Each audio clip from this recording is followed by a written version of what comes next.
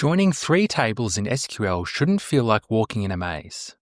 If your queries create duplicates, miss data, or give you errors, this video will fix that. I'll show you a clean and reliable way to join three tables at once, which can be extended to join even more tables. If you want to master joins with real-world patterns and exercises, enroll in my course Joins Mastery. The link is in the description. We'll follow a 4-step approach to write this query. By the end, you'll be confident in joining three tables together in a way that's both reliable and correct. The first step is to start with the question you want to answer, or your requirement, and the data you want to see in your output. You might already have this, but it's helpful because it drives what data we get and what data we show. In this video, we have three tables: customers, orders, and order items.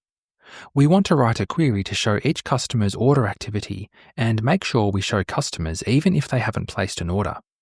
We want to see the customer ID and name from the customer table, the order ID and order date from the order table, and from order lines we want to see the quantity, product ID and price.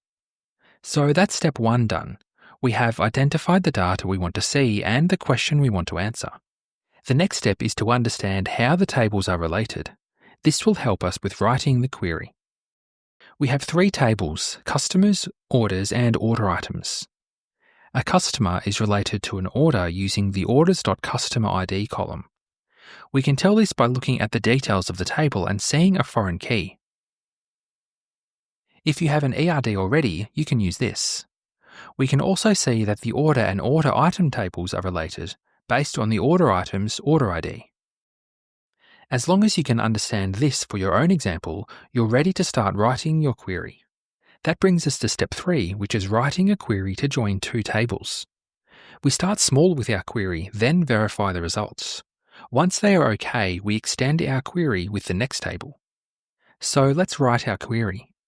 We'll select from both the customers and the orders tables.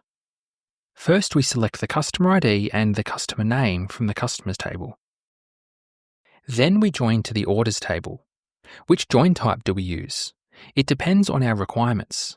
Do we need to see all customers even if they don't have an order, or only customers with an order? Earlier, when we looked at our requirement in step 1, we wanted to see customers even if they did not have an order. So to do this, we use a left join. We add left join, then the orders table. We join on the common field in both tables, the customer ID. Now we can add the order columns to the select clause. I also recommend using table aliases, which are short names for your tables that you can use in the query, and are the letters C and O that I have added after the table names here. It makes it easier to refer to the tables and columns in the tables, especially as your query grows. Our query is now ready. Let's run it. We run the query and see our results here. We can see the customers and their orders, as well as a customer that doesn't have any orders. Now that we have our two tables joined, we add in our third table. To do this, we add another join to our query. We join the order items table to the query. What type of join do we use? Well, we need to join the order items table to the orders table. Do we want to see orders without order items and order items without orders? In this example, we don't. We want to see orders with items, so we use an inner join. Then we mention the order items table. Then we specify the columns that we join to in this table and in the related table. We join the order ID in both tables. Now, does it matter which table we add in what order? Not really, but when we add in another table, we need to join it to a table that is already in the query. If we had a table called products, for example, which was related to order items, we would need to add in the order items table to the query before we added products. Otherwise, there would be nothing to join to.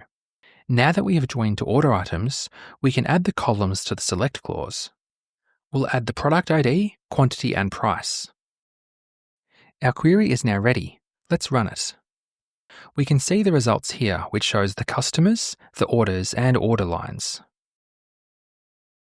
Some of the customers have repeating data, which is okay because the orders are repeated for each order line. There are a few things to remember here.